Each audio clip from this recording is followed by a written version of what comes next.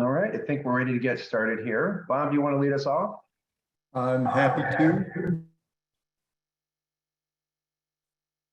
Welcome to the fourth and final webinar presented by the Midwest Migration Network.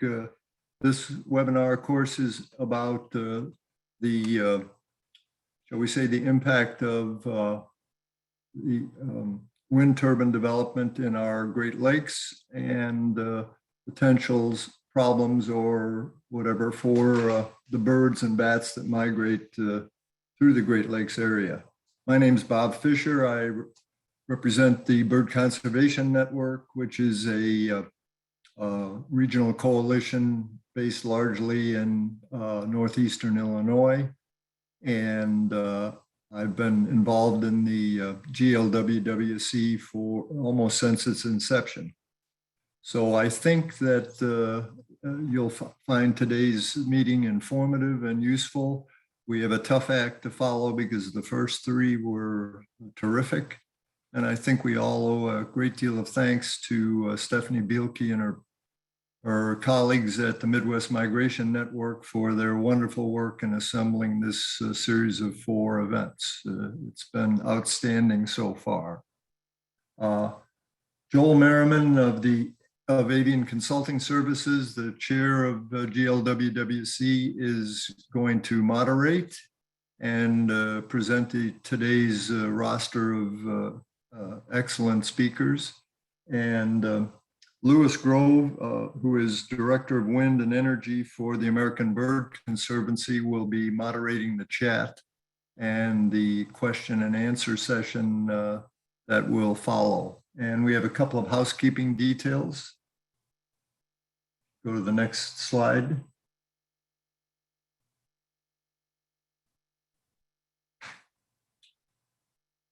So all of these webinars, the first 3 are already available on the MMN YouTube channel. So if you missed them, you can have an opportunity to look at them repeatedly because there's a lot of good information in them. And this one will be up a day or 2 after we complete it. Next, please. So again, this is being recorded. So please mute yourself for the duration of the program, unless you're called upon during the Q&A. And certainly you can use the chat or raise your hand for questions or comments. And with that, I'll turn the podium, so to speak, over to Joel. Great. Thank you, Bob. Hello, everyone. Good afternoon, and thank you for joining us. I'm Joel Merriman with Avian Consulting Services. Most folks probably know me from my wind energy work at American Bird Conservancy. Avian Consulting Services is a new venture focused on providing support for land use and conservation planning and policy. I left ABC not too very long ago to allow them to bring in some new talent. And fortunately, ABC decided to keep me on to keep the ball rolling on the Great Lakes Wind Wildlife Coalition, because this is certainly a priority for ABC and a lot of other folks. So we're going to start very briefly looking at where wind energy development has occurred so far in the US. This is a map from the US Wind Turbine Database. The green blobs on the map show where wind turbines are currently operational in the US, and this represents over 72,000 turbines in 43 states. That is just the terrestrial environment. There's also been a little bit of development offshore. There are 5 turbines spinning off the coast of Block Island in Rhode Island. This is the first and still the largest offshore wind facility in the US. And there are also 2 turbines that have been constructed off of Virginia Beach. So that's just what is currently operational, but as we all know, there are big plans for a great deal more than that. One of the many climate change goals of the Biden administration is 30 gigawatts of offshore wind by 2030, and this planning is moving forward very quickly. There are a large number of projects that are being planned in the Atlantic between Massachusetts and the Carolinas. There are a couple of projects off the coast of California, And more recently, some big blocks are being considered off the mid-Atlantic, off southern Oregon, and also in the Gulf of Mexico, and even more recently, the Gulf of Maine. So wind energy planning is moving forward very quickly. This figure rather, shows what was at one point a projection for how much wind energy there was going to be in 2020. And it was relatively close. You can see it's a state by state estimate. The green is what's on land and the blue is what was expected to be in the water, whether marine or fresh. This is the projection for 2050. So you can see obviously a great deal more capacity is expected. And in the blue, you can see that a lot of that is expected to go into the water.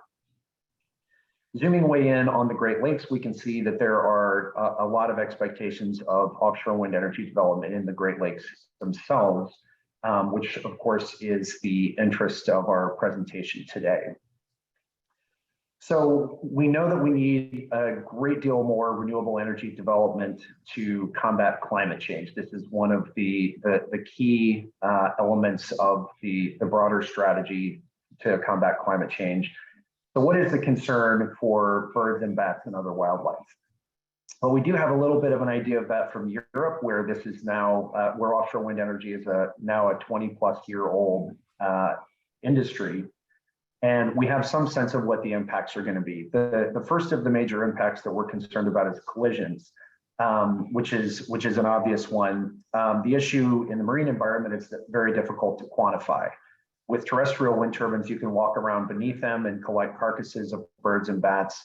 You can't do that obviously offshore. So this requires more of a technological approach. And so this is going to entail things like cameras and collision sensors and things of that nature, some of which exist and are fairly usable, but many of which are still in various stages of validation and refinement. And on the right here is a diagram. This is just the study design for one of what is considered one of the more robust studies of collisions in Europe. You can see the green stars there where they had digital cameras, and the yellow is where they had observer platforms. But you can see that there are two replicates for each of those, which ultimately leads to what is the ultimate conclusion, which is that there's just not a lot of information out there. Some of the studies have found very few collisions, but there's a lot left to learn. Displacement is another of the major impacts. This is effectively habitat loss in the offshore space, where birds that might otherwise use an area will no longer use it because of the presence of an operational wind facility. And this is the biggest threat for some species, which has been borne out in the literature. And the diagram here on the right is from Mendel et al. They studied red-throated loons, again in Europe. The figure on the left shows before the wind facility was construction and operational, and on the right is after. And it shows that the blue areas were the highest concentration of birds before, and then after you can see that the birds were kind of squeezed in between the buffers from the two wind facilities. And so birds like red-throated loons, they do have measurable displacement effects out to 10 miles from offshore wind facilities. So this can be problematic for some species and has to be taken into account when planning a facility. The third major impact is barrier effects. This one's fairly self-explanatory. If you look at the figure here, some birds just don't want to fly through a facility. This is an older study, but kind of a classic showing water birds in European waters that didn't want to fly through a particular wind facility.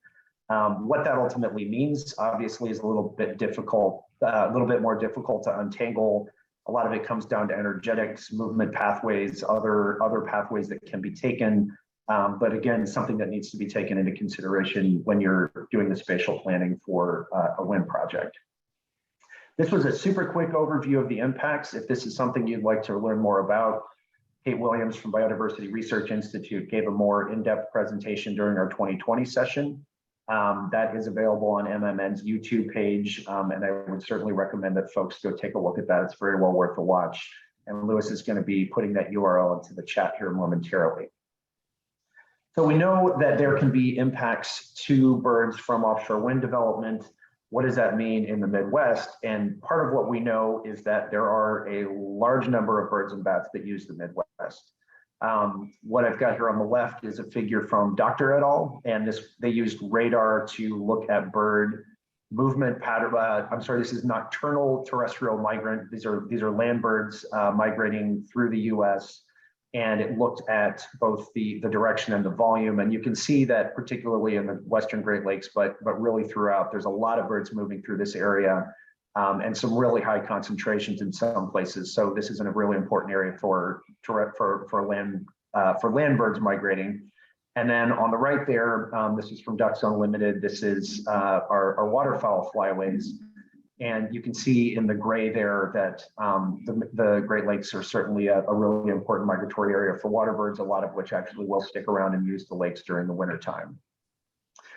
And we also know that offshore wind energy planning is happening in the Great Lakes. Of course, the first in the queue was Icebreaker. This is a 6-turbine demonstration project that was intended to be the first of what would be expected to be a number of offshore wind projects in the Great Lakes. This was approved in 2020, still going through some hurdles, has not begun construction yet, but that is one that's on the books. We also know that there are 3 other facilities that are currently in various stages of planning, one in Western Lake Michigan in Wisconsin waters, one in Southwest Lake Michigan in Illinois waters, and one in Eastern Lake Erie in New York waters. So those are just the ones that we know about. There could be others that we are unaware of, but we do know that this planning is happening and we need to be ready for it. So in terms of the way this has all been playing out, it's been more of a state-by-state approach in the Great Lakes region. In the marine waters on the coasts, the Federal Bureau of Ocean Energy Management is leading the charge and really taking things through the spatial planning process, the NEPA process, and all of that. We don't have a similar body that is leading an effort in the Great Lakes. So each state is really kind of having to make their own way. And it really is ultimately more developer-led. It's more like the terrestrial environment where someone finds a location and then proceeds with development planning rather than it being led by more of a regulatory planning process. There have been some federal studies to inform this. The Avian Radar Project is one that we'll highlight. This is a great body of work that we're going to be hearing about from Jen during our presentations here in just a little bit. And as discussed earlier, we know that a huge number of birds and bats and other taxa use the Great Lakes. So this is a really important area and it's really important to get it right.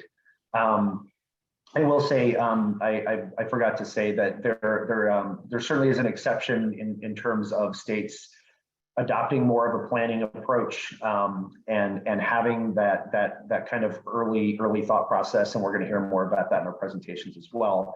But ultimately, at the end of the day, we found that there was a need for data to inform project planning, and there was the need for guidance to help stakeholders get through this process and figure out how all of this should work.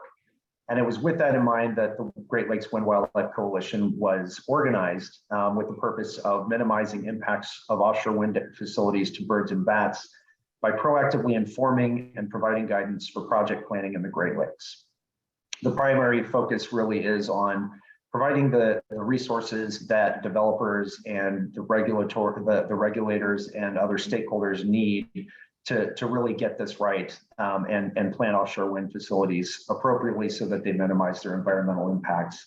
And we do have representation by a broad suite of stakeholders, including state and federal agencies. We've got folks from the NGO community, folks from the research community. So got a lot of good minds working on this. We're organized into 2 primary committees. The first of these is the Science Committee. The Science Committee intends to create an inventory of bird and bat data to inform offshore wind planning. So essentially, there's a lot of good data out there. We need to make sure that people know that it exists and have access to it so that they can utilize that when they're going through the initial stages of planning. To this point, we developed a draft data portal to allow people to input what their data is, what they have available, so that they can ultimately be collated and shared with other folks. And for next steps, we need to finalize the portal and then ultimately engage the research community and get out there and ask people to provide that data and really help with that effort to identify what exists. We do have a number of opportunities for engagement if folks are interested. We are actively seeking a co-chair or a chair for this committee. Also, for folks who don't want to go quite that deep, please be thinking ahead. If you've got data that may be of value to this effort, certainly be taking a look for that, and be ready when the call ultimately goes out to input your data information. And then, of course, you could also help with that effort with getting out there and trying to get folks engaged to input their data when the portal is finalized. Before we move on, I wanted to take this opportunity to pay thanks and respects to Dave Luukkonen. Dave was with Michigan DNR and Michigan State, and he was an early adopter of the Wind Wildlife Coalition. He jumped right in and offered to lead the science committee when this was brand new. At the time, I thought it was mission impossible, but Dave did a really remarkable job of facilitating conversations and moving the ball forward, and made a ton of progress. Dave tragically passed at the end of 2020. We really appreciate everything Dave did. Dave was a great guy. He was a great collaborator. He was a great researcher. And we certainly are thankful for everything he did and miss having his steady hand involved in the conversation here. Our second committee is the BMP committee. The objective here is to develop best practices for environmentally responsible project planning. This is, again, for regulators, for developers, for whoever needs some sort of guidance for how to plan these projects. We have initiated drafting at this point. We hope to be moving that forward fairly quickly in the coming months. Next steps, of course, we need to finish and finalize that drafting, but also we're going to go through a process of seeking feedback from stakeholders and various experts. So that's something that you should be aware of in terms of opportunities for engagement. Let us know if you'd be interested in reviewing the draft. Certainly, we think we know who would need to review that, but other folks may have expertise that they'd want to lend as well. And at the end of the day, when these are ready, we want people to share these with stakeholders and decision makers, because we all know that documents are only as good as the people that use them. So we'll want to make sure to get the word out. And with that, we'll go into the agenda for the rest of our session here. We've got a lot of great stuff. Next is going to be Bethany Straw with USGS. She's going to be talking about bats and offshore wind energy in the Great Lakes, which should be really exciting. From there, we're going to open up a Q&A session just to make sure that we have some time to digest these things as we're discussing, so people can ask questions about this introductory presentation and bats. Then we'll move on to two presentations about nocturnal migrants. The first is Jeff Bueller from the University of Delaware, using weather radar to help minimize wind energy impacts on nocturnally migrating birds, which will be followed by Great Lakes Airspace Map Decision Tool by Jen White. She's listed here as U.S. Fish and Wildlife Service, but she has moved on to a position at the Bureau of Indian Affairs, which is very exciting.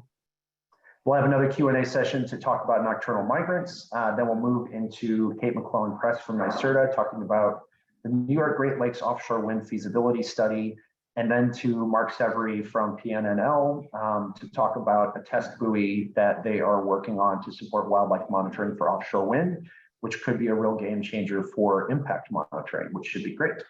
So with that, I will stop sharing and pass it over to Bethany. Thanks. Start sharing the screen.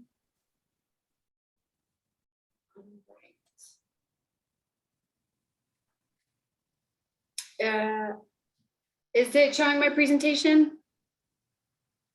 Looks great. Okay, thanks. Okay.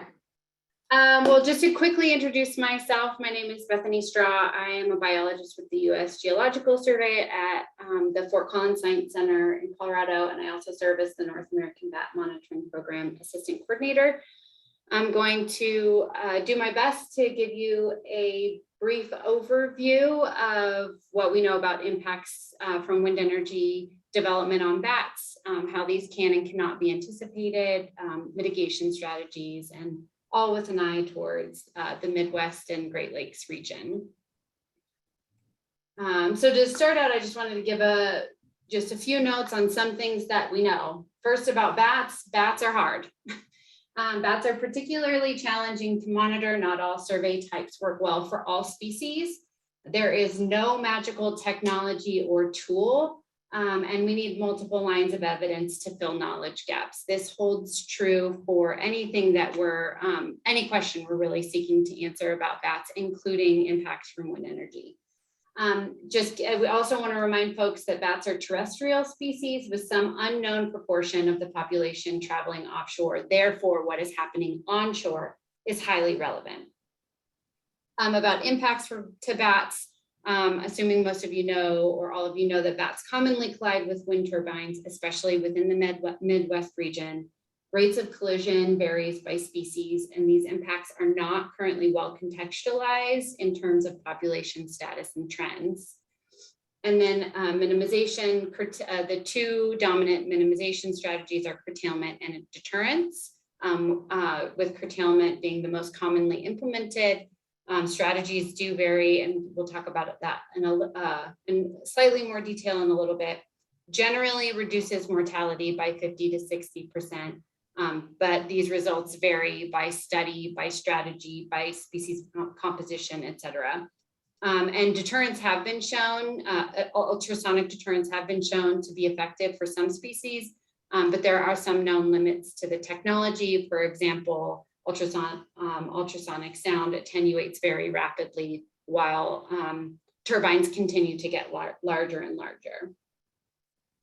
So moving on to species of bats that occur in the Great Lakes region, there are currently 10 North American bat species whose ranges intersect with the Great Lakes region. One thing I want to note is that there's actually a lot of uncertainty about true species ranges. The ones that you see here, I think, haven't been updated for about 10 years, and we don't have a lot of we're working to pull together data that can help us refine these and better understand what true species ranges are. But this is what we have now. So these are the species that may interact with wind energy deployed in the Great Lakes. And some of these species have incredibly expansive ranges, as obvious on this map, and are believed to migrate over 1,000 kilometers.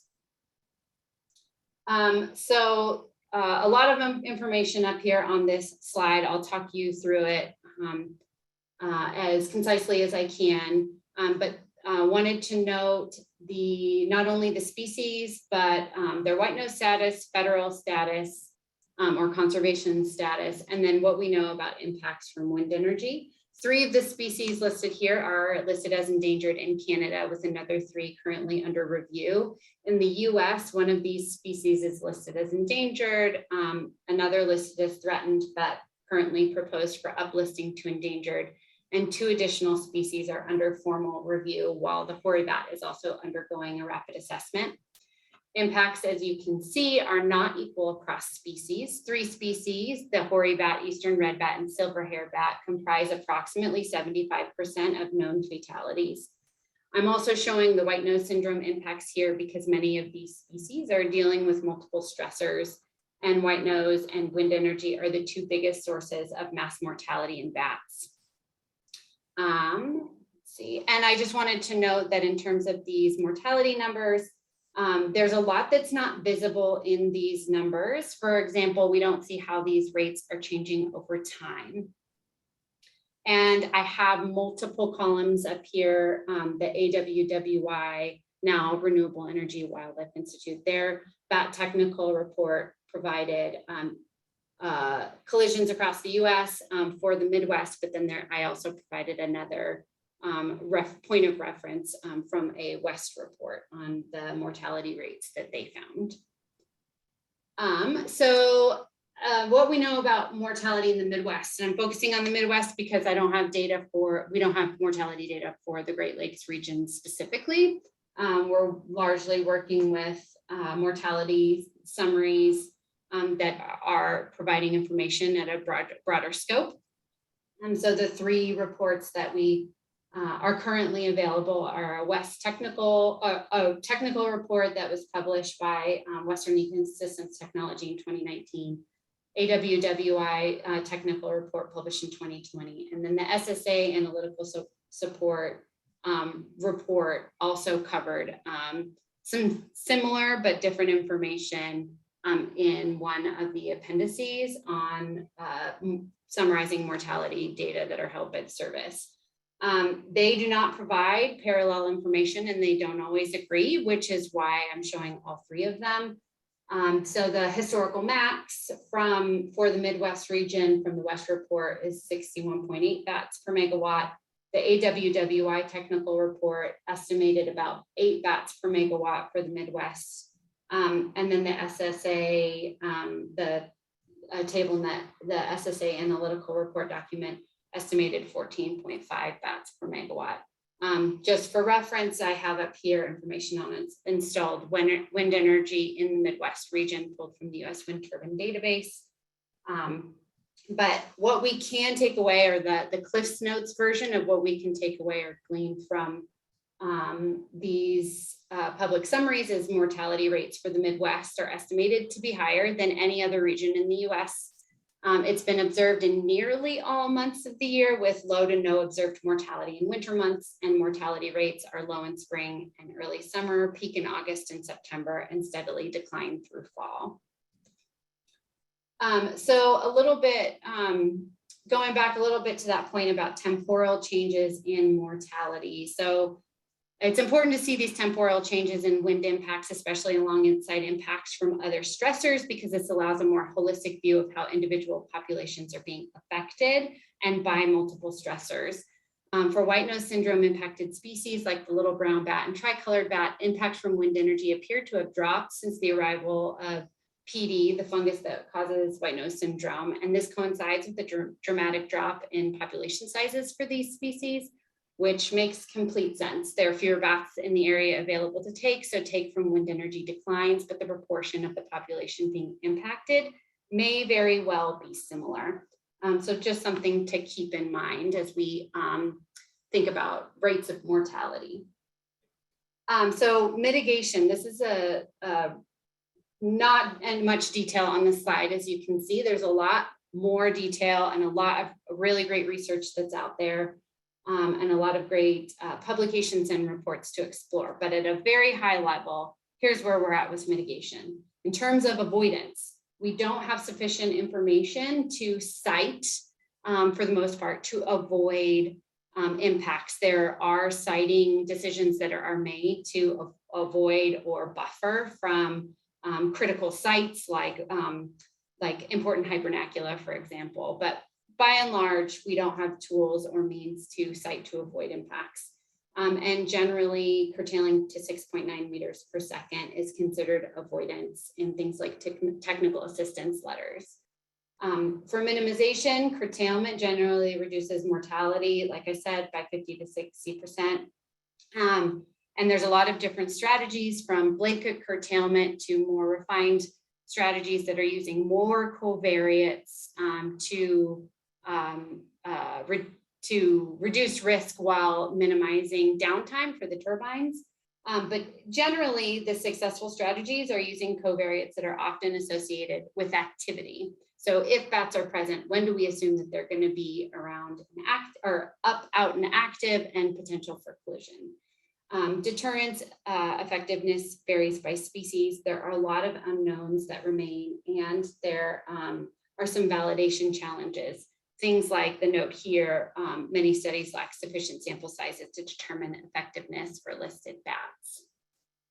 And then I just wanted to make a quick note about compensatory mitigation, and there are examples where things like maternity habitat is being conserved to benefit populations. So evaluating risk, how can we predict or anticipate these risks? And so as a kind of some context for these talking points, I've put up the progression as I see it going through the land-based wind energy guidelines, where we move from desktop analysis, site reconnaissance, pre-construction field studies, and post-construction monitoring. This offers a really great framework that's intended to evaluate and mitigate risk throughout the development life cycle, from prospecting through to operation. But there are a lot of question marks. This is the land-based wind energy guidelines that I put into a decision tree. It's a lot to look at. Don't worry, you don't need to, nobody's going to quiz you. You don't need to remember all the details. But there's a lot of question marks here, a lot of where there's a lot of uncertainty, and that we could use better information, better access to data, and we're still struggling to answer some of these questions. And that leaves us in a position where we are really struggling to estimate ahead of construction about what drives risk to bats from wind energy and how can we predict this risk pre-construction and plan accordingly. So why are there so many question marks? First, one of the main reasons is there's a very poor relationships between pre-construction monitoring and post-construction risk. So a lot of that monitoring, particularly acoustic monitoring that we're doing to survey for bats that may be using the area and therefore at risk post-construction, it's not telling us a lot. It's not a good predictor of post-construction risk. So also bats are elusive and, as I mentioned before, very difficult to study. There's still a lot we simply just don't know about bats, and the challenges in monitoring bat populations was actually documented in a USGS technical report that's shown here on the screen and published in 2003, sorry. But some of the simple truth in these that bats are difficult to monitor results in major gaps in understanding on where bats are, how many of them are there, how do they respond to stressors, management or conservation action, and how is this differing among species and changing over time. And then mortality data. So there's still a lot we don't understand about bats and wind risk from wind energy, sorry. And a lot of this is related to the fact that we either have limited access to mortality data or there's a lack of common survey protocols, lack of data standards that's not supporting or enabling analysis. It's where we can explore reliable covariates of risk. And this is continues to be a barrier. And then we often struggle, as I've mentioned a couple of times, with low sample sizes for regulated species. So things like proving effectiveness of minimization solutions. Wrapping this up, I wanted to just kind of pose as food for thought. What are the questions that we're attempting to answer? One way of thinking about it is what bats are using the area, when, how often, and how many? Will installation of turbines change their space use? So if they're not there ahead of time, do we expect them to come? What level of expected take or what level of take may be expected? And is this putting unsustainable burden on the populations? And then what do we do about it? Ideally, we would have an information system that allows us to integrate multiple streams of data or multiple lines of evidence to close these information gaps over time, where we're continually feeding back information back into the system to improve our understanding. And so I want to encourage folks to think about how can we use the data that are collected and have it work harder for us. And this is not an idealized representation of this information system, but trying to think about what are the questions that we're trying to ask and answer about bats, and what are all of the different data that are being collected, and how could we integrate them into this information system to answer these questions and improve our understanding over time. So leaving you with that to mull over as you continue through your day. With that, I'll just say thank you and take any questions.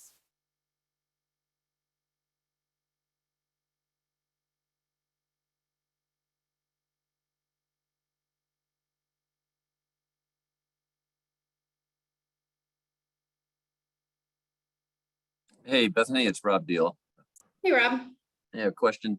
It's been a while since I talked with Paul Cryan about this, but what's the status of the, if you know, of the UV deterrent or dissuader that he was working on? Do you know? Yeah, so results from his study were inconclusive. So for those that are unaware, the hypothesis was that UV light would illuminate wind turbines in a way that would alert them that this is a hazard and not a resource. But the results from the study, due to a number of factors that are documented in the manuscript, results were largely inconclusive. Okay, got it. Is there any plan to follow up on that, or is the inconclusive result kind of being treated as the final word? No, not inherently. Paul's not planning to proceed with further work, although other folks are able to kind of pick it up and continue research as they so desire. Okay, thanks. Mhm.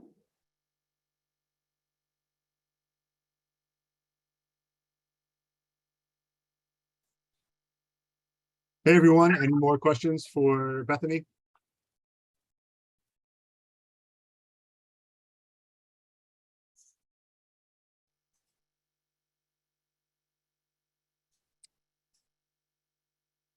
Great. If that's the case, thank you very much, Bethany. I'm encouraged to hear you, with all of your expertise, say that bats are hard, because that's validating for me. But we'll move on to Jeff Bueller next, who's going to talk about a recent radar study that's been published.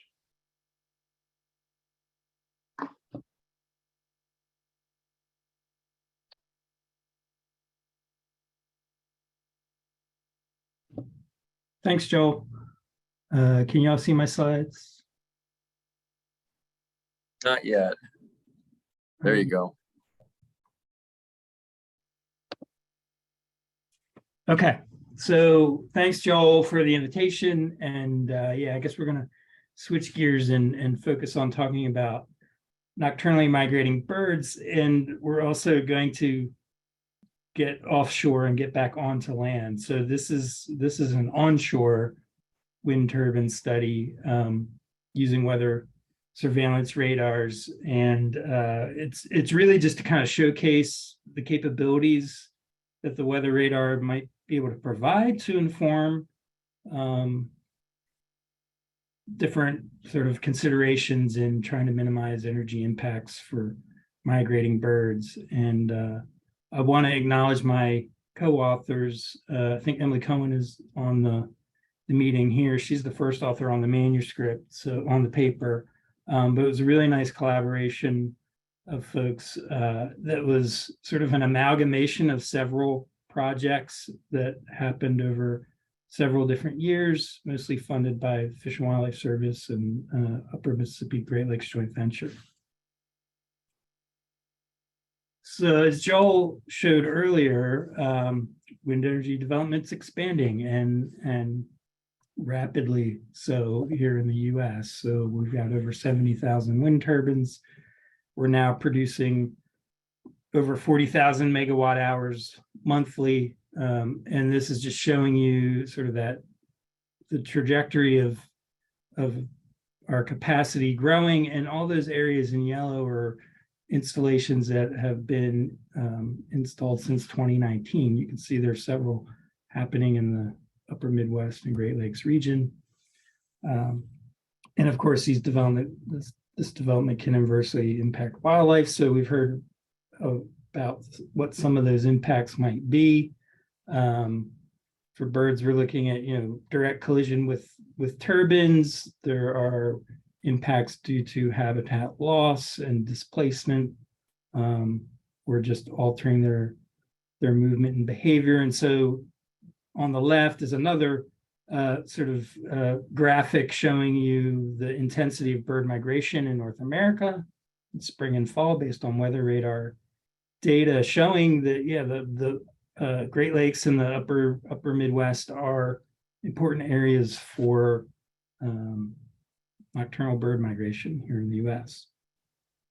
And so while wind energy has a much lower environmental impact than fossil fuel-based energy sources, we can still have these wildlife impacts. There are efforts to mitigate these impacts, so siting facilities to avoid those high-risk areas, curtailment. We've heard about some of these already, and active deterrence. And I think for birds, there is this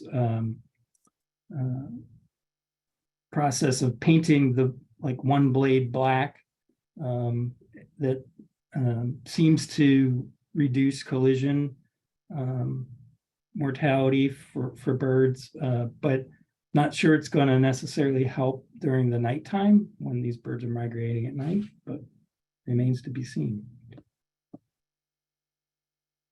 And so what we set out to do with this study was really try to see how we can use these weather radar observations to assess bird exposure and sort of be able to inform some of these mitigation efforts, like sighting of turbines, finding places where birds are at least onshore, using certain areas in very high densities during migration, and also to look at their passage through the airspace. So the radars can look at bird traffic when they are aloft in the middle of the night. We can look at height profiles of birds to see how they're distributed with height. We can look at migration phenology to know when those peak times of year are that birds are moving through. And the other sort of major application for weather radars to look at bird densities at the ground when they're lifting off from stopover habitat, to map their distribution so we can model their habitat use of these stopover areas. And again, we can look at stopover phenology. And then in this paper, we also integrate these two measures of traffic and stopover densities to derive what we call the stopover to passage ratio, which is essentially an estimate of what proportion of birds that fly through a radar domain will stop within the radar domain. So we just published this earlier this year, Conservation Letters. So any details I don't cover, you can find in the paper. So I'm just going to give you a quick overview of our major results here. So what we did is we used the 7 weather surveillance radars, the NEXRAD radars around the eastern Great Lakes here. And during autumn and spring of 2010 through 2013. So we have 4 years of data that we looked at, and we sort of aggregate the activity in these half-monthly time windows. And what you're seeing here in red is sort of the footprint of where these radars can actually map bird distributions at the ground. And in the green are the existing wind turbine facilities. So we use these observations from these radars. We had about 4,000 sort of radar nights of samples over those 4 years across those 7 radars. And we built this 1 square kilometer pixel resolution grid of areas within 75 kilometers of the shoreline to then, we constructed these booster regression tree models from the radar data to train these models on those factors that influence bird distribution so that we could then predict bird distributions in between the radars. So all throughout that white shaded area that you see in the image. And so jumping into results, we also looked at traffic rates. So using sort of standardized methods, looking at traffic of birds throughout the night within 35 kilometers of the radars. And what you're seeing here in the middle, start in the middle, is what we're able to get from these radars in terms of that, looking at the change in the vertical distribution of birds throughout the night at different radars. So you see 3 different radars, and this is sort of their average aggregated across years and seasons, but showing you the colors indicate the bird density at different altitudes above the ground. And the black line, dashed line, is showing you our sort of cutoff of what we consider the rotor swept zone. So up to 200 meters above the ground is what we consider the rotor swept zone. And so on the upper right is showing you sort of the spatial variability in the proportion of birds that are flying through those rotor swept zones at those different radars. So the radius of those circles is indicating the proportion of birds that fly through the radar swept zone. The orange are during spring and the red are during the autumn. And it varied among the radars. So the Chicago radar KLOT in the bottom left, that had sort of the lowest amount of traffic at about 24% of birds that fly through that radar domain fly at those radar swept heights during the night. And the KAPX radar in northern Michigan is the one that had the highest proportion of birds flying through the radar swept zone at 41%. So there's definitely spatial variability in the flight heights of birds that we're able to capture with the radar here. And on the left, you see the bar chart is showing you how that proportion of birds migrating through the radar swept zone varies through time, through the night. So we've got spring on the upper panel and autumn on the lower panel. We just break the night up into 10 equal periods through the night. And what we can see here is that there's definitely like a pattern to when the most sort of number of birds are flying through those radar swept zones is close to sunrise. So when these birds are putting down, making landfall into these stopover areas is when they're sort of passing through that radar swept zone. And I think we saw a peak of about 50% of birds flying through the radar swept zone in those hours prior to sunrise. But overall, sort of the mean number of birds passing through the radar swept zone across all the radars and at any time during the night is about 34%. So a little more than a third of birds are flying at these radar swept heights.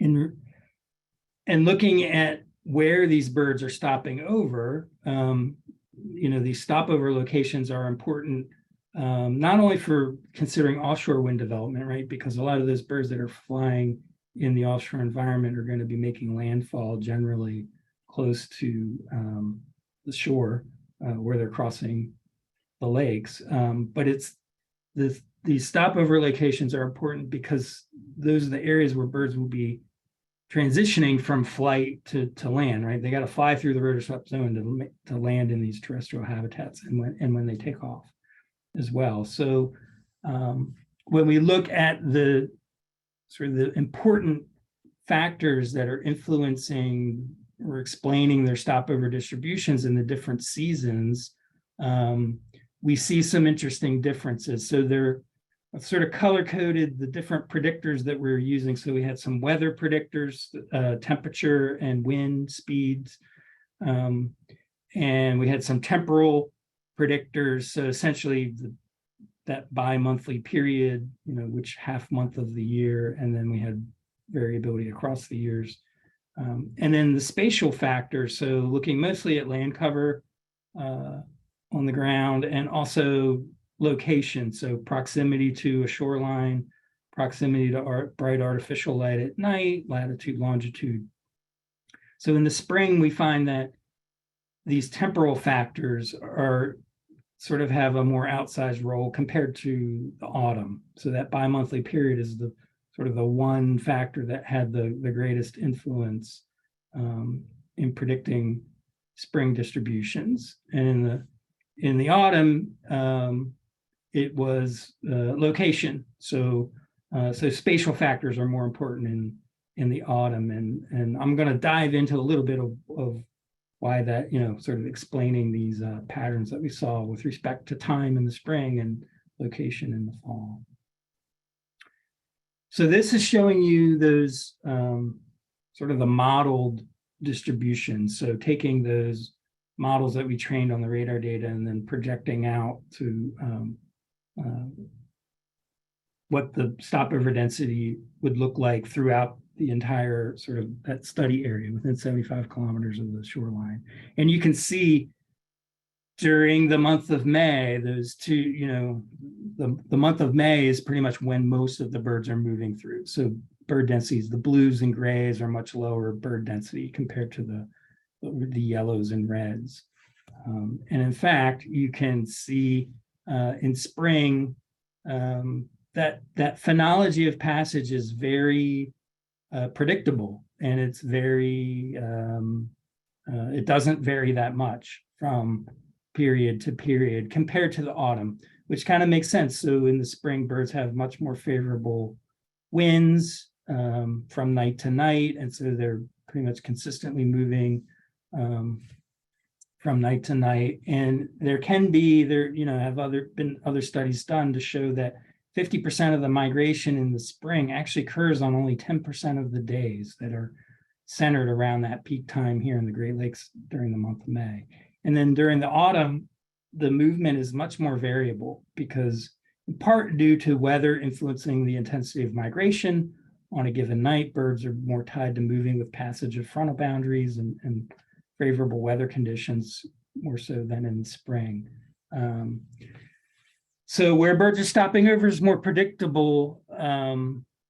So where they're stopping in the autumn is more predictable than when they're necessarily stopping. And so looking at the factors that shape where birds are stopping over in the spring, well, actually in the spring and autumn, the main takeaway from that study was that birds are concentrating within 20 kilometers of shorelines. And so that's what the red and blue line are showing you, sort of the relative stopover density as you move away from the shoreline from left to right.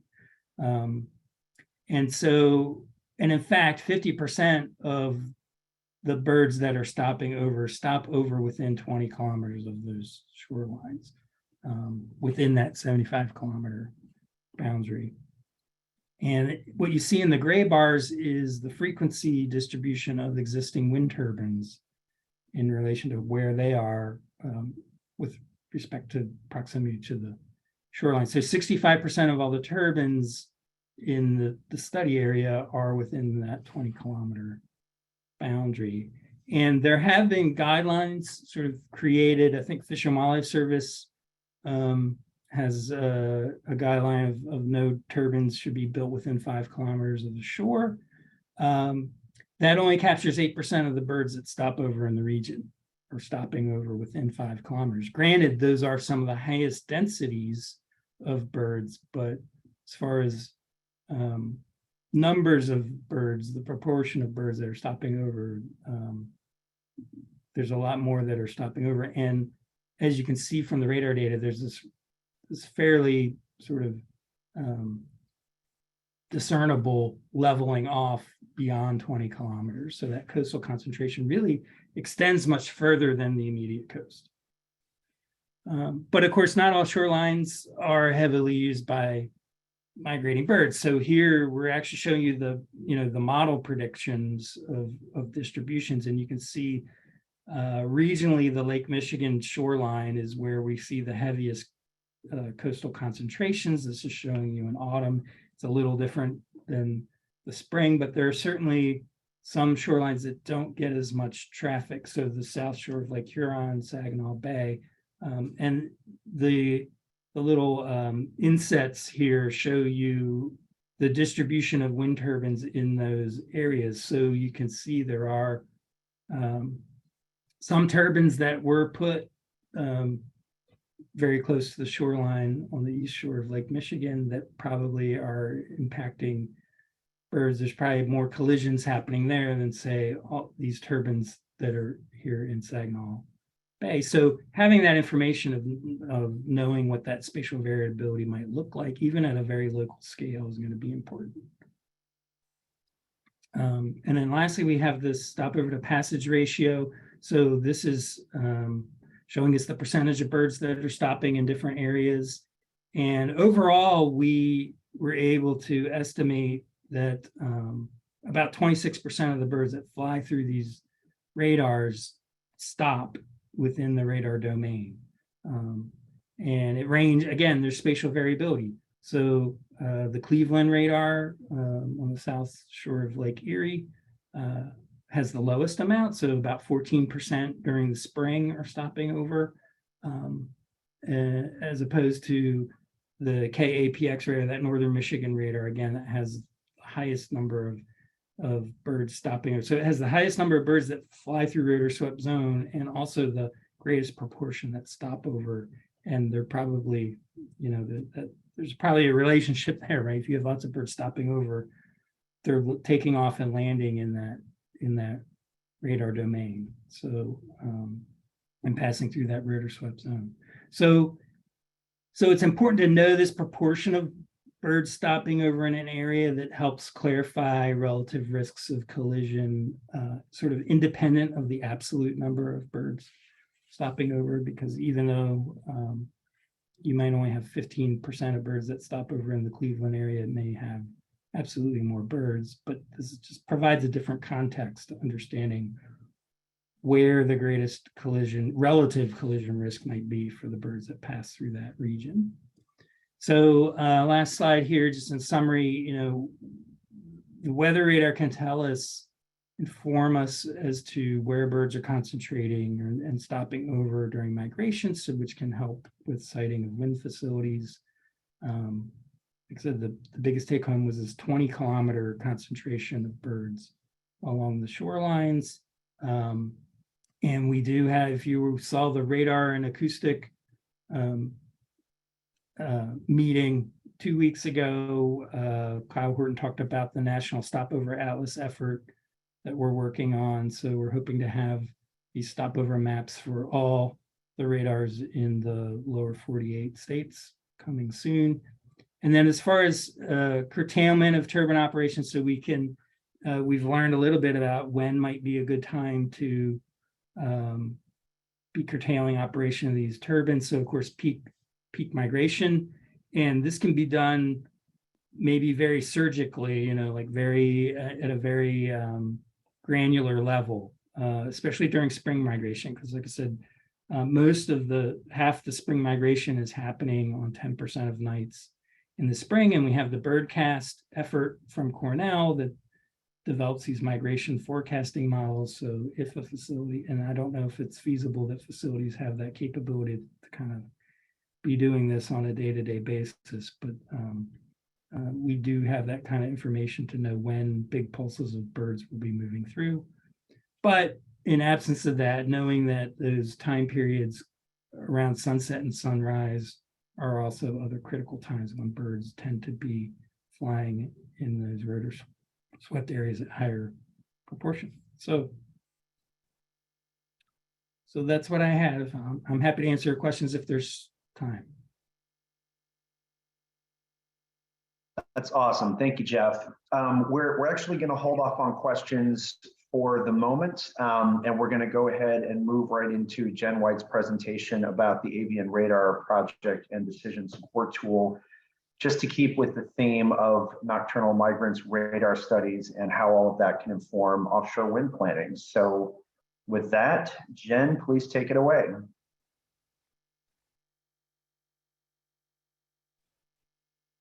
Hi, and can you see everything all right? You don't have it on presentation mode just yet, but I can see your PowerPoint. Okay.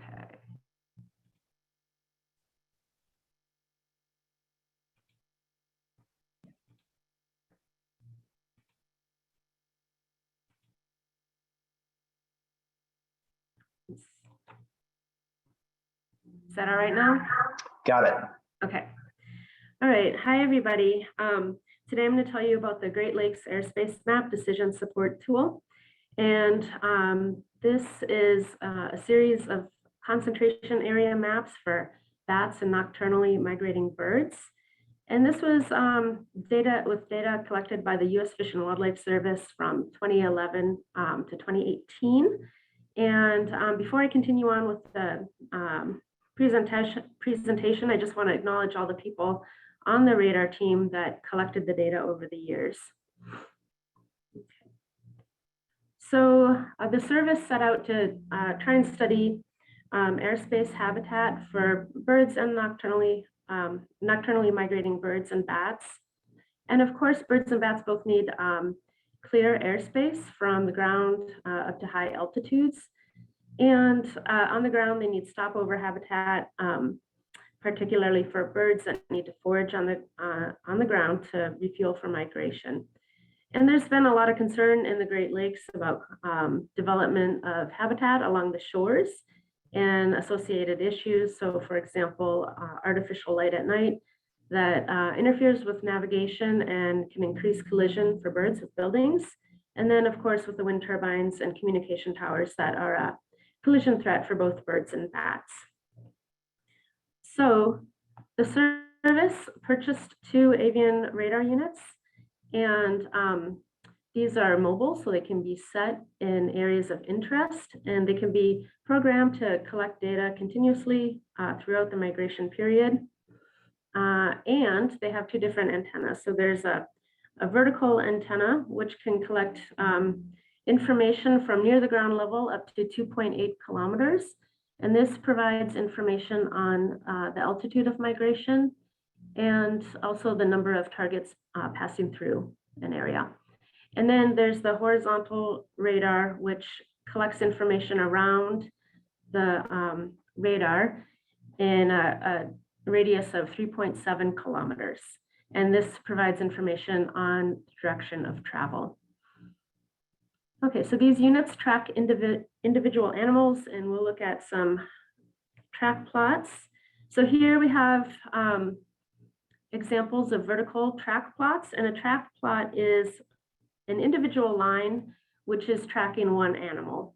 And so this is for nighttime migration at midnight and also during the dawn time period. And so at night you can see that the airspace is full of track plots here from near the ground to 2.8 kilometers. And even though they're using all the airspace here, there's actually a lot of concentration still at lower altitudes, so below 500 meters, which is the second line from the bottom, and then below 250 meters here. And so below that 250 meters, that's where animals can come into contact with the wind turbines. So there's still a lot of activity there, at night within the rotor swept zone. And then during the dawn time period, we have, during the dawn time period, we have the targets are landing, ending nighttime migration, so they're reducing altitude here. And here's an example of horizontal track plots and for different time periods. And so over on the left-hand side, we see an example from the daytime when there's not nocturnal activity happening. And so you see not very much directionality here based on that short red arrow. And this white line here, I'm indicating the shoreline. So below that is Cleveland during fall migration, and above that is Lake Erie. This white dot here indicates where the radar unit is located. So as we move through these different periods, we see here during dusk that targets are taking off for migration, and the purple indicates that they're traveling west over Lake Erie. And so we can see that the directionality of movement is increasing here. During nighttime migration, there's strong directionality to the southwest. And of course, at nighttime, the numbers have increased substantially here. And then during the dawn time period, there's still a lot of birds traveling here in the rose graph. At the top, you can see there's 4,000 animals here on the outer ring being counted. So here, these animals are moving over Lake Erie, the southeast, and landing after they reach Cleveland. Okay, so to create predictive maps for these, the radar data, the radar units were set out on each of the Great Lakes during the spring and fall migration. And you can see each of the locations that the radar units were located in the circles here. There was greater numbers of targets detected along the edge of the Great Lakes Basin, and a little bit less kind of in the center where the Great Lakes meet. So target passage rate for each of these sites was estimated and used along with covariates of land cover, nighttime light, proximity to the shoreline, and latitude and longitude to create predictive maps for the southern portion of the Great Lakes Basin.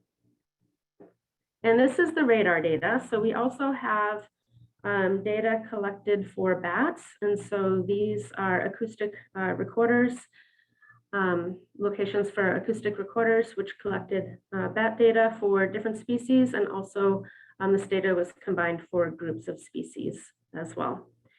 And so this was a similar process where landscape level data was used to determine high concentration areas for bats. So things like land cover and proximity to the shoreline and water features. Okay, so these predictive maps can be found in the Great Lakes Airspace Map Decision Support Tool. And this is the base map here. This is in ArcGIS Online. And on the left-hand side, you can see a number of layers in the contents. So we've added layers that we thought would be interesting or useful to people. And we would scroll down to find the bat and bird layers here to be able to see their concentration areas. And ArcGIS Online is, actually I want to back up and say that there's these features here. You can also add a number of other layers, so layers that are that you are interested in. And you can save, share, and print maps from here.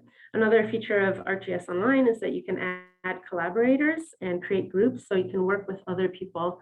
And many of you probably have access to this through your institution.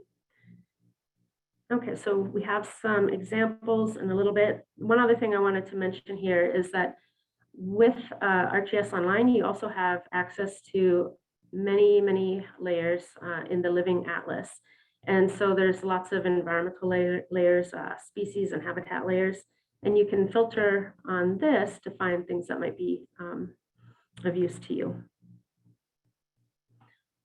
Here we have spring nighttime and fall nighttime layers for migrating birds. And I've opened up the spring nighttime layer here, and you can see we have the target passage rate mapped along with the coefficient of variation. And so you can see the bright blue areas here. These are areas that have high passage rates and low coefficient of variability. And so for spring nighttime, these areas are on the western edge of the Great Lakes Basin. The colors, orange colors, these are areas that had low passage and high variation. So you see that for spring in the upper peninsula, northern Michigan, and the eastern portion of the basin. And then for the fall nighttime, bright blue areas have shifted east. So you see this in southern Michigan, southern Lake Michigan, and western and southern Lake Erie. We also have bat layers. So here I have an example for non-migratory Myotis bats and also for the migratory bats. We have 7 different bat layers. So there's, you can look at certain species and all bats all together. So for non-migratory bats, the Upper Peninsula was really an important area for them, as well as coastal areas. So these Myotis bats really, the northern forests were very important to them and coastal areas. And coastal areas were important as well for the migratory tree bats, particularly along the southern edge of Lake Erie. So the dark blue colors here indicate higher bat densities. Okay, so the DST is made of a number of layers, and so it's scalable. You can add layers to learn about a certain area. It's also really flexible based on all the different layers that are out there. So you can have design, if you're working on restoration or conservation of a wetland area, you can have wetland focused layers, or you can work in, have forest focused layers as well. And so as an example here for resource data, there's a number of layers you can use as the base. So canopy cover, land cover, impervious surface cover. And then also there's the radar and acoustic data layers. So if you're working on a restoration or conservation project, you can add value by by looking at the bird and bat layers and trying to see what work you might do to support birds and bats in whatever area you're working on preserving. And then there's a number of public data layers that you would be able to use within this system. So as an example, the ArcGIS Living Atlas had a number of layers. And then at the local project or partner data level, there's a lot of data that you can add as well. So your lake location or treatment layers, and you can collaborate again with partners in ArcGIS Online.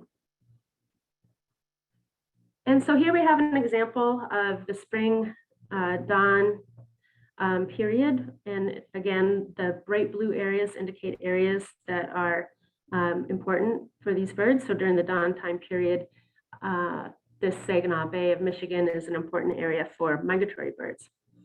And then you can add other public layers. So here we have the Audubon important bird area layer. And so the purple here indicates that this is a globally important area for water birds.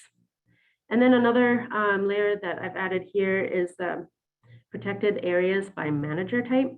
And so these are the different green and brown layers that you see here. And in this case, you can click on these and find information, so you can identify what it's managed for and who owns it.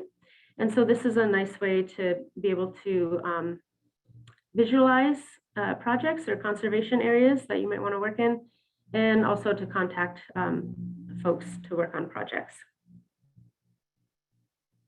Okay, and so with that, I'd like to thank the Great Lakes Restoration Initiative and EPA for funding for this project. Also DTECT for support with the radar units, and many parks and private landowners for hosting the radar units. And I'd be happy to take any questions.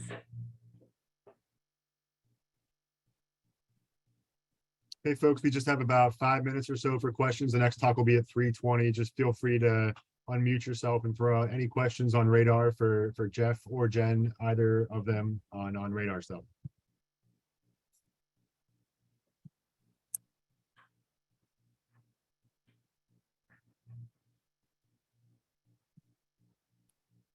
And I have a quick question. I'll get started. We heard from Bethany a little bit about pre-assessment modeling versus post-construction mortality rates and how those are kind of disparate data sets. Is there any mortality data to compare to the sorts of tools that you guys have demonstrated with radar? Is that a known relationship at this point yet? I can tackle that question. So there was a study that just came out by folks looking at migration traffic rates based on the weather radar and mortality at in Chicago, and I can't remember the name of the building, but it was down near the waterfront. And they did find a relationship between not only the traffic rate, but the intensity of the light on the building led to higher collision rates. So I think that's a really nice study. It wasn't collision with wind turbines per se, but it was building collision rates being related to traffic rates that the weather radar was seeing. Yeah, for those that live in Illinois, I think that was probably McCormick Place. Yeah, McCormick Place, yeah.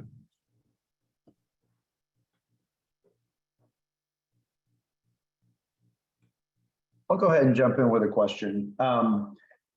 Thank you both. This is a great body of information, certainly to inform both terrestrial and offshore wind energy planning in the Great Lakes region. I keep trying in my head to glue together the results of your respective studies and then the one by Adrian, doctor at Cornell, that I provided a figure for. And again, just it's a great body of information. And I know there's obviously differences in the way this was approached, but thinking specifically, Jeff, about your study, the doctor et al. Study showed a real migratory funnel down through eastern Minnesota and western Wisconsin, which would be just to the west of your study area.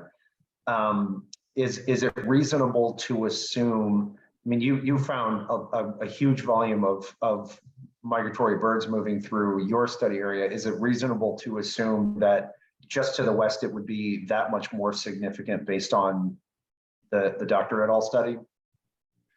Yeah, and that's true. So if you move it to further west from the radars that we looked at, you do get higher stopover densities along those radars too. So some of the work that I'm doing in collaboration with Kyle Horton on that sort of stopover atlas for the whole lower 48, it shows those patterns. So yeah, I mean, where we're seeing higher traffic rates, we generally do see high stopover densities. So, but we just, yeah, we haven't yet gotten to publishing that broader perspective of what's happening sort of further out from the Great Lakes. But yep, that's one of the patterns we saw. Thanks, Jeff. And certainly thanks to the entire avian radar community. You guys are publishing some really high impact stuff these days, and it's really, really great to see.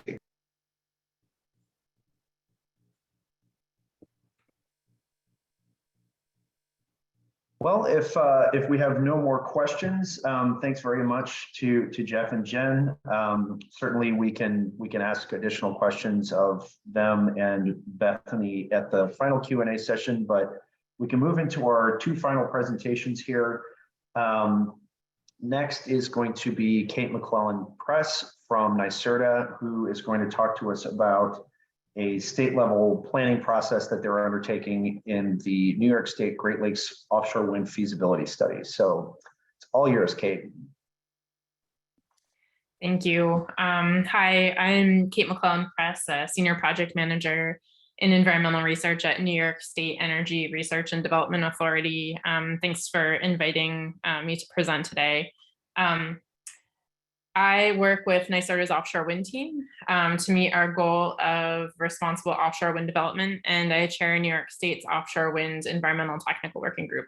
I'm going to present an overview of the New York State Great Lakes Wind Feasibility Study.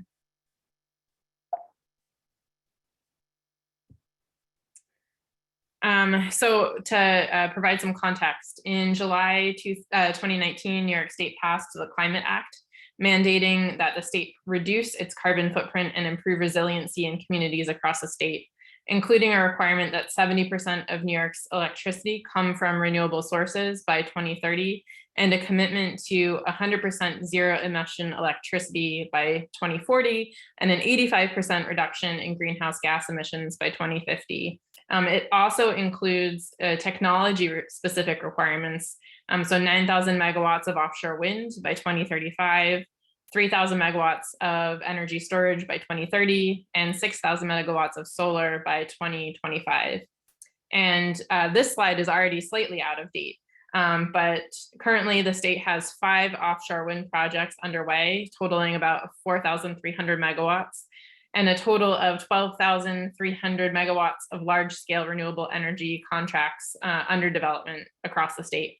And collectively, this will power over 6 million households and meet about 30% of the state's needs by 2030.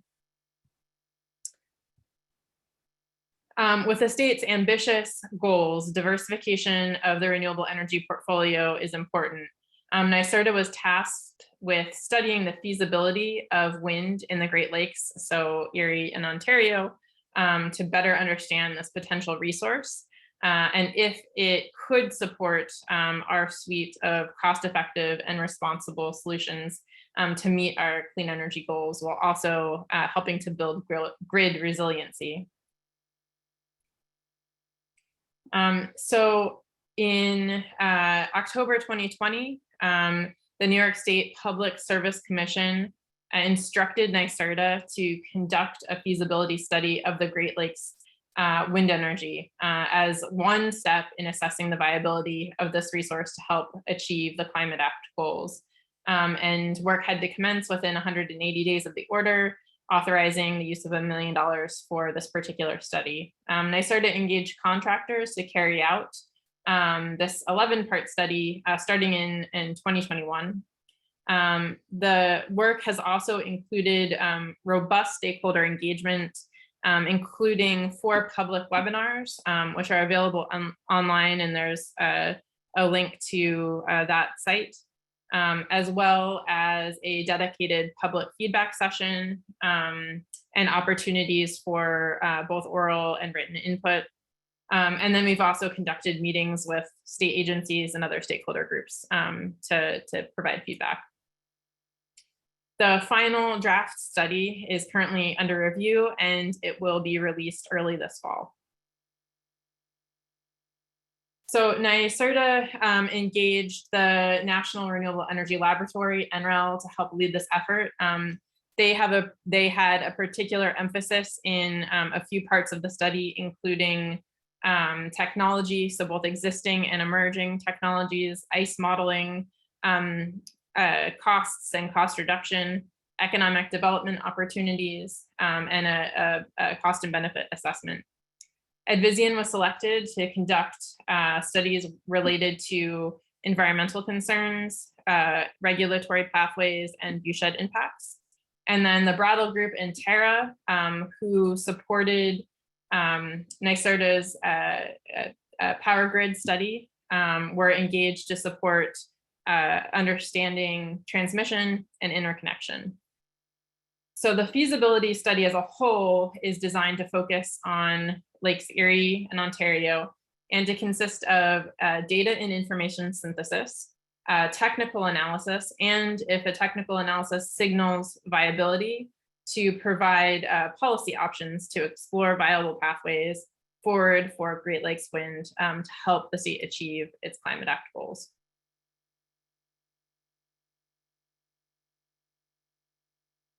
So the feasibility study includes those 11 different elements, looking at technology and timelines, weather and wind speed information, environmental conditions, cost projections and power production estimates, looking at existing ports and infrastructure, economic development opportunities, a focus on environmental justice, looking at the regulatory and permitting process, exploring resource users, wildlife, and potential conflicts, and then looking at the NYISO grid interconnection and energy deliverability options. And then the whole thing includes, again, public feedback. Because this study is very comprehensive and I can't tackle all of it today, I figured we would focus on the work from Advizian on kind of the environmental and resource users piece of the study. And that describes the distribution and habitat use of wildlife, human uses and conflicts, and then potential risks from environmental and resource impacts from Great Lakes wind. The study also describes mitigation measures currently available in both the offshore wind context that could be applied to minimize potential adverse impacts, as well as mitigation options from other industries. And third, the study describes potential benefits to the environment from Great Lakes wind. And the study was developed through a desktop literature review, a synthesis of available data, webinars that solicited public input, and then phone interviews with experts, as well as New York and federal agency representatives. So while the final study is not yet available, I can kind of walk through the elements that are included and some kind of preliminary things that have come out of it. So the study looks at environmental factors, including bird, bat, invertebrates, fish, terrestrial species, and sensitive habitats, and then also user groups, including fisheries, water uses, shipping, Department of Defense use, recreation, communities and tribal groups, and then historic and cultural areas.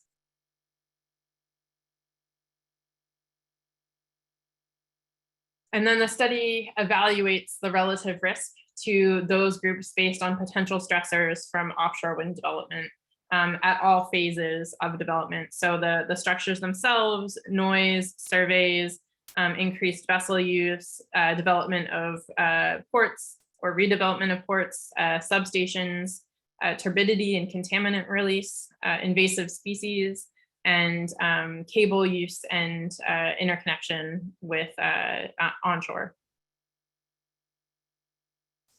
A literature synthesis of both offshore wind in the marine space and other applicable projects was conducted to help identify these stressors and how they could potentially impact the receptors on the previous slide. And one thing that was found is that many of the receptor groups identified in this analysis don't have sufficient data available to see variation in distribution or use across the study area. And it's hard to understand the variation in vulnerability and to identify areas of lesser or greater impacts just because of the lack of information available. And so based on that, kind of the data gaps that were pointed out, there's a lack of spatial data for birds and bats flying over the lakes in this study area. Including data on flight paths, flight height, magnitude of bird and bats flying over the lakes, and changes in flight patterns over the lakes relative to weather and light conditions. Similarly, habitat use patterns and movements of most fish are not well studied within this area. Distribution and patterns of fisheries, including subsistence and commercial fisheries, are at a lower resolution than we would like to see for risk analysis. And there is kind of little known about the benthic organisms and where they're found as far as the high resolution species data distribution is just not available. There's also a lack of high resolution data for human uses, such as recreational activities, tourism, and cultural uses. So the study also looked at mitigation measures and opportunities for kind of future research to build on this. And to develop a list of potential mitigation measures, the study used the NYSERDA mitigation and monitoring practices tool that was developed for offshore wind, but is applicable in this case as well. And that MMP tool provides access to a searchable database containing mitigation and monitoring practices extracted from sources, agency reports, environmental assessments, scientific literature, and technical guidance documents. And so some of the ones that come up are the use of seasonal restrictions, trenching and cable burial, sound abatement measures during construction. And then additional opportunities that they identified were things like, research that can be conducted that would benefit more than just offshore wind projects. The use of turbines as platforms for opportunity, partnerships for restoration and conservation, and then also compensatory mitigation in this area. All right, thank you so much. And again, the draft reports are going to be available early this fall. You can look at NYSERDA's Great Lake Wind Feasibility website for previous webinars and more information on the progress. If you have any questions about the study or would like to talk to anyone on the team, you can email us at greatlakeswind@nyserda.ny.gov. You can also sign up for email updates for when the study is published. Thank you.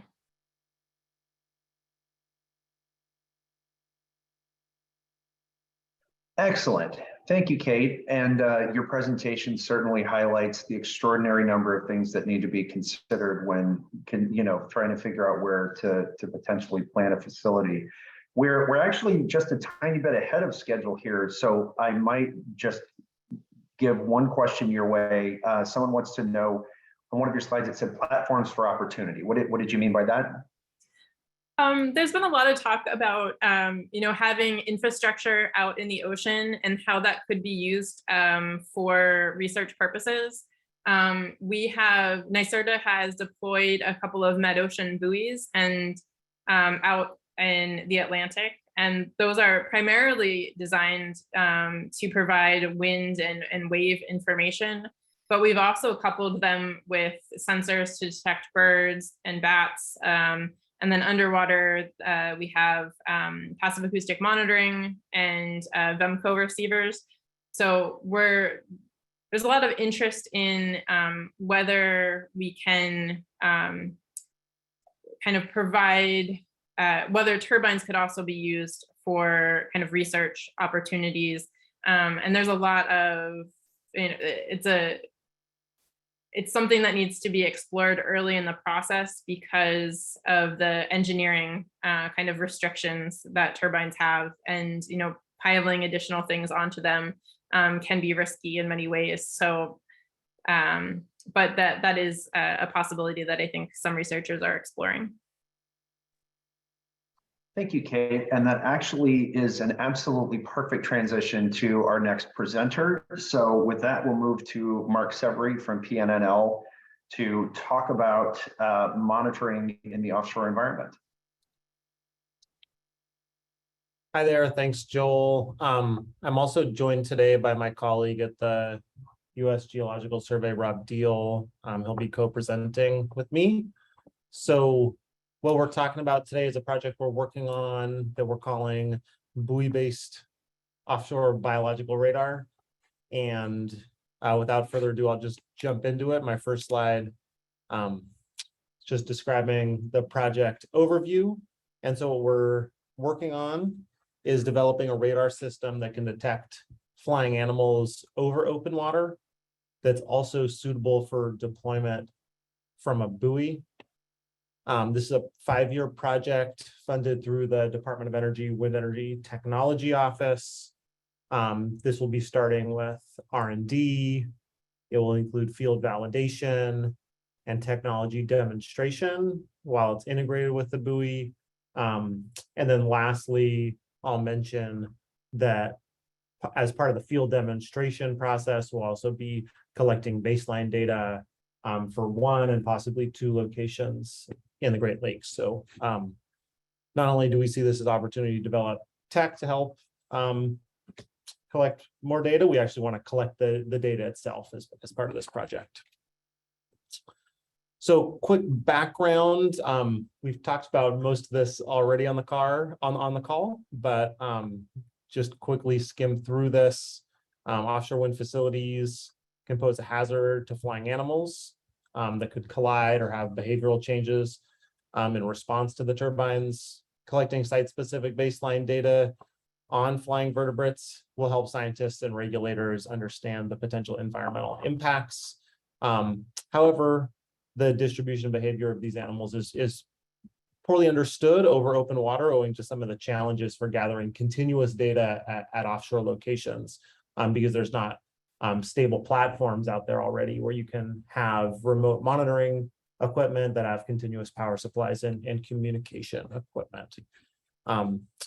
So now transferring more into the radar specific aspect, I'm actually going to pass it over to Rob if you're on the line. I think you are, to go through this in the next couple slides. Yeah, Mark, thanks.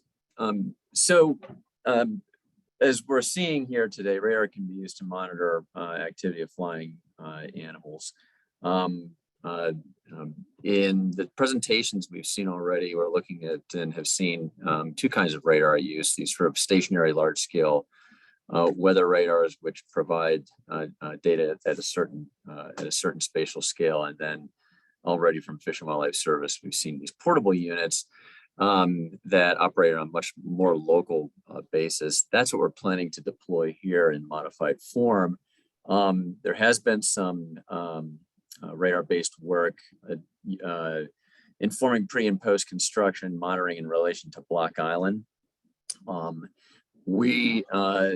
There was a proposed wind farm in Lake Erie that required this sort of monitoring as well. And in part, that was the motivation for, and other Great Lakes developments for the motivation of this project here. And so the project aims to develop this radar system that can be deployed from a buoy, but any other floating platform as well, as Mark alluded, to collect sort of continuous movement behavioral data from flying animals, birds and bats at an offshore location. And, this is a particularly challenging environment because unlike studies that we've seen so far today, there is no infrastructure on which to place a unit often. So that's why we're having to accommodate these sorts of conditions. And in addition, in following the research and development, of the technology itself, the project would seek to actually gather baseline data in the Great Lakes. So next slide. So the technical approach here for this project requires that we establish some sort of performance criteria for the radar to satisfy the regulatory requirements. And this has been motivated in part by the Ohio Power Siting Board's pre-construction monitoring requirements. And those are listed out to the lower right here. There's still some, I think, uncertainty as to what actually constitutes an adequate level of data collection to inform on avian and bat airspace use. And so this is a part of the project that we're still pursuing, trying to get a sense, not only from Ohio but from other of the Great Lakes states, what sorts of evaluation criteria might constitute an acceptable level of monitoring, and that in turn informs our design concept as it sets a standard for us to try to achieve in terms of building out a capability that's able to meet those requirements. So next slide.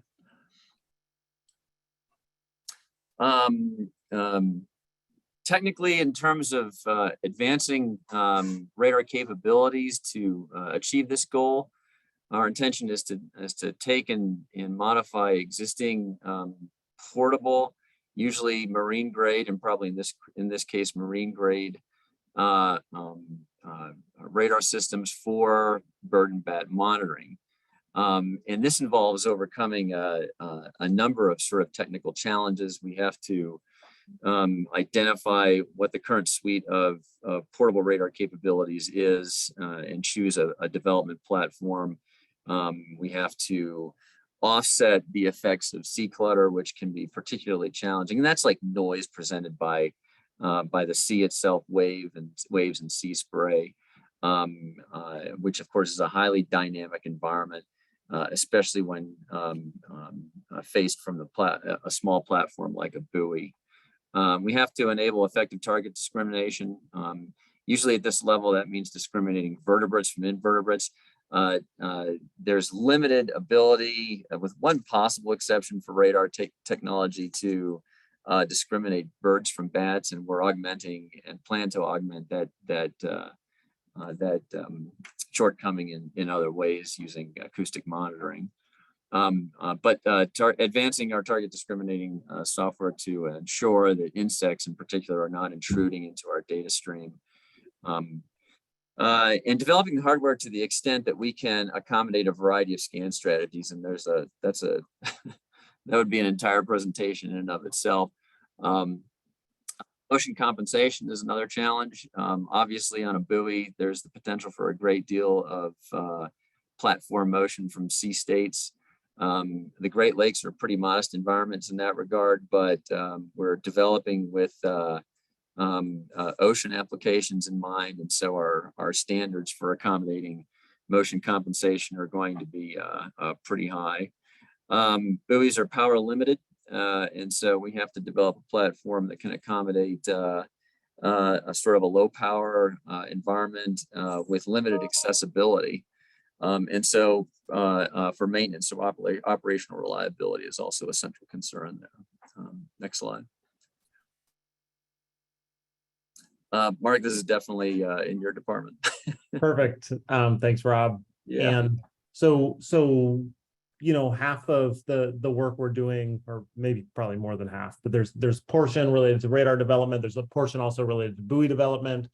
We operate at our lab a couple buoys that are really used for mid-ocean environmental measurements, but we're also developing a new, more open platform that can accommodate new sensors such as this radar. So that's the platform we'll be using for integration.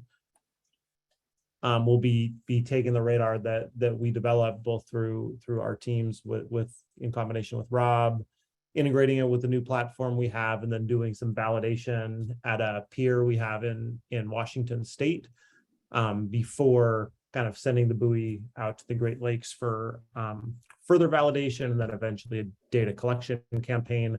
I'm not going to go through those technical tasks in detail because, you know, they're several years away, but what I'll show here is just a schedule of how we're approaching the project. So really the next couple years are really for radar R&D and system development. There'll be some overlap with the validation period as we do that both at our facilities near our lab and then in the Great Lakes as well. And then if everything's successful and we meet those performance criteria that we establish kind of at the onset of this project, we'll kind of proceed into one and possibly two data collection campaigns on the Great Lakes to help collect some of this baseline data offshore, or I shouldn't say offshore, but in the Great Lakes themselves. So with that, I'll just end. Here's some contact information for Rob, me, and my colleague Emma, who's also a technical lead on this project. Happy to pass it back to you, Joel, and do a Q&A.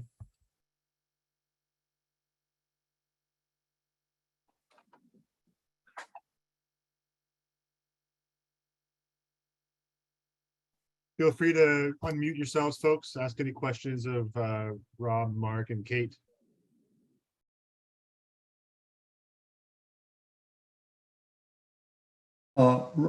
Rob and Mark, this is Bob Fisher. A question. I noticed that your operational range, I believe, is from, was it April 15th to November 1st?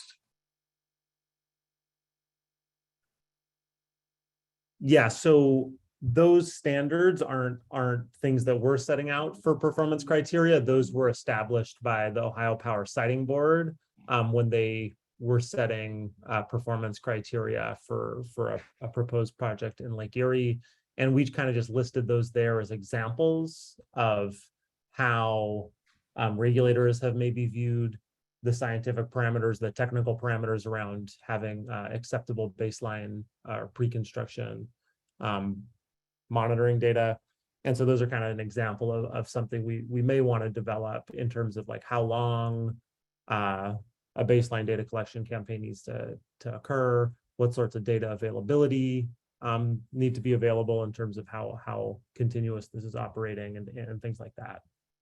I'll also add to that, Mark, that operating in open water is somewhat limiting in the winter for technical reasons. We can't necessarily deploy buoys in those environments, and so that interacts with the kinds of criteria as well. This is Bob again. I absolutely recognize. It was just the interesting corollary to all this is that you do have certain areas of the Great Lakes. You have large numbers of wintering waterfowl, and it's, as a practical matter, it may be difficult to monitor their movements. It'd be great if you could operate them year round, I guess, is the simplistic end of my question. Yeah. So Bob, that's something that we recognize, and I think that in practice where conditions or circumstances allow, and that may not necessarily be on the Great Lakes, that would be I would be inclined the same way. So we'll just have to see in part where the technology leads us in terms of being allowed to deploy on sort of buoy type platforms in open water.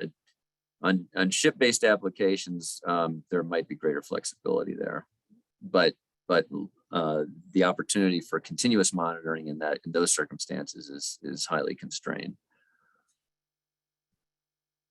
Thanks. Yep.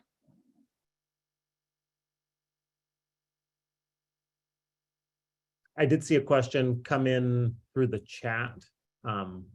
I do want to leave it open to questions that may go to Kate too, but I'll quickly address this one from Matt about if we know about the Great Lakes Observing System, which is a set of buoys in the Great Lakes that do wind and I believe wave measurements and water measurements as well. I think the difference kind of between these two sorts of platforms is that The Great Lake observing system buoys are pretty limited in terms of what additional sensors they can add to their payload. So adding a large, heavy, and power hungry radar system probably would not work with the type of platform they're operating. So the buoys that we operate are typically deployed for year-long campaigns, not continuously operated, and include a suite of data transmission and power systems that can support a large system like an avian radar. But certainly the measurements from additional buoys can help kind of fill data gaps in terms of wind and water conditions that can be kind of like ancillary pieces of information.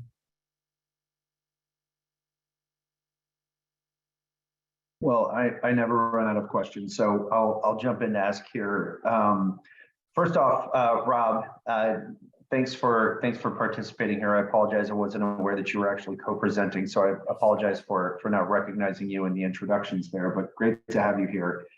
I'm curious. I mean, obviously the focus here is on radar, which I think is absolutely appropriate. I know there's a lot of discussion and movement in that area, trying to get radar studies in the offshore environment. That's happening in the Atlantic, it's happening in the Gulf. So glad to see that the Great Lakes are a part of that. And I'm just wondering, with this particular feasibility study that you're doing, is there opportunity to add other monitoring equipment? And I'm specifically thinking about acoustic, because when you pair radar with acoustic, you get some sense of what the species are in addition to the volumes and the broader traffic patterns. First of all, no sweat on the acknowledgement. Joel, yeah, we do plan in the validation phase and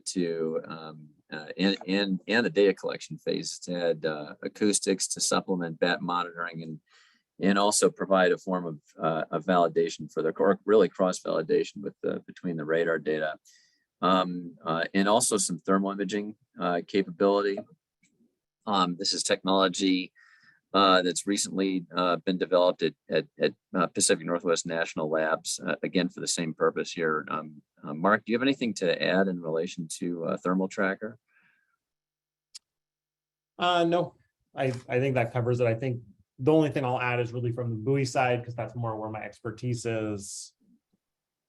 We want to have a buoy platform that can accommodate a large variety of sensors rather than just be purpose fitted for wind and wave measurements. So this new buoy that we're developing, yes, it could have a radar, and potentially acoustics.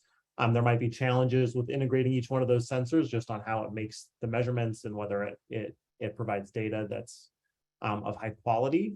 But we want to make the buoy platform suitable for a wide array of environmental monitoring, whether it's birds, bats, fish, marine mammals, really all sorts of things. It's great to hear. Thank you. I mean, obviously the inclination is how much can we pack on, but we need to go slow and make sure we're doing it right. So thank you for that.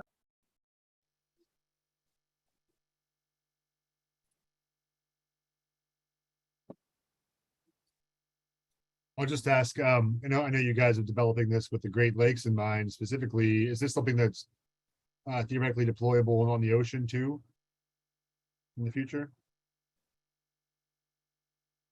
Yeah, we're lucky that our first condition is in the Great Lakes. I think there's a lot of benefits to operating there. There's certainly their own set of oceanographic or really deployment challenges, but we're trying to develop a technology that's broadly applicable to US and international waters. So this could be Hawaii, Gulf of Mexico, Pacific Atlantic. But we're starting in the Gulf of Mexico just because that's where our sponsor was requesting this work to be done. Or sorry, we're starting in the Great Lakes. Yeah, and there was a question from Dustin in the chat. Can radar currently distinguish between birds and bats? The general answer to that is no.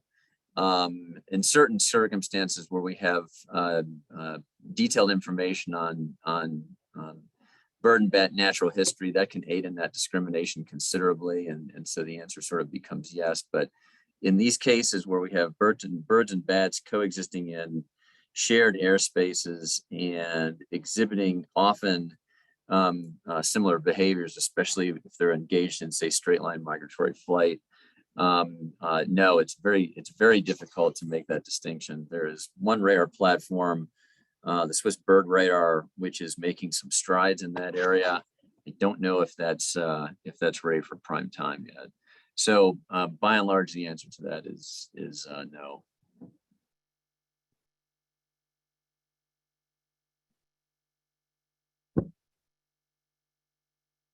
Not seeing anyone else come off mute, so I'll ask one more question here.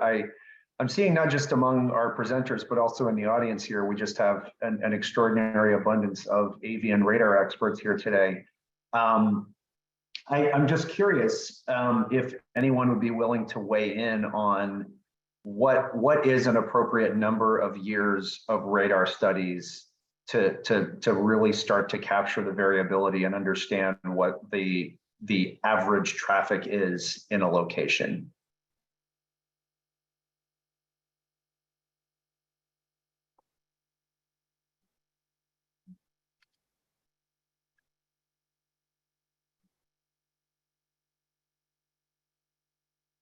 I guess you have a consensus answer on that, Joel. I was going to give it about 3 more seconds. I was going to say as many as you can get. Not an open and shut question by a long shot. What was that, Jeff? I was going to say as many as you can get. Right. I'll offer Joel that it may be the case at times that say in a pre-construction survey scenario, that the standard or the data requirement may and probably would not meet those that might be desirable from, say, a scientific standpoint. You know, so where a year of pre-construction monitoring might be you know, the minimum standard that's required in relation to a given development. I can certainly say that people here would like to see more data to capture that variability. Whether or not that's plausible is another thing altogether.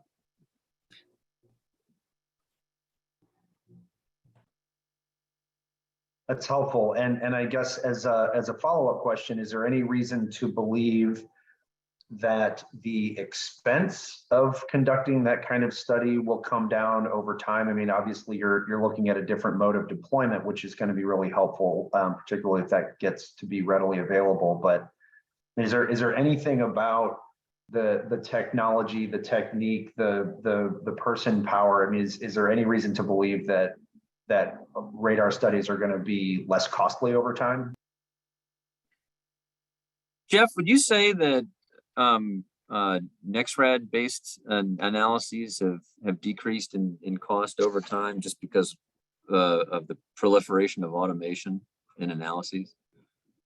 Yeah, we can get a lot more done per dollar now than we did, you know, a few years back. So yes, the major expense for the NexRad analysis is just, yeah, the time and labor to process data. But automation at this point, I think most of the workflow, if not all of it, has been completely automated for some types of analyses. Yeah, whereas in the portable radar front, that depends on how mature a given portable radar system is. So some of the units that can be purchased off the shelf, if you will, they're designed with biological applications in mind. They're kind of turnkey, and provided that you believe what's coming out of them, they have a similar level of automation. In our case with offshore, you know, with this offshore unit that we're working on, our capability, there's going to be a lot of cost associated with deploying a buoy or deploying on a ship, almost regardless of the amount of processing automation that's in place. Okay, that's helpful. Thank you.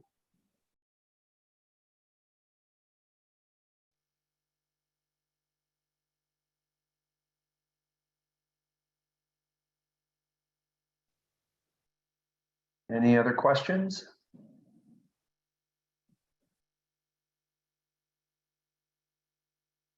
Lewis, you want to take it away for a wrap up? All right, folks, thanks for joining us today on the last of our talks for this series. If you have any follow-up information, feel free to email me. I'm putting my email address into the chat window now. And otherwise, thank you all for joining us. And yeah, we'll see you next time.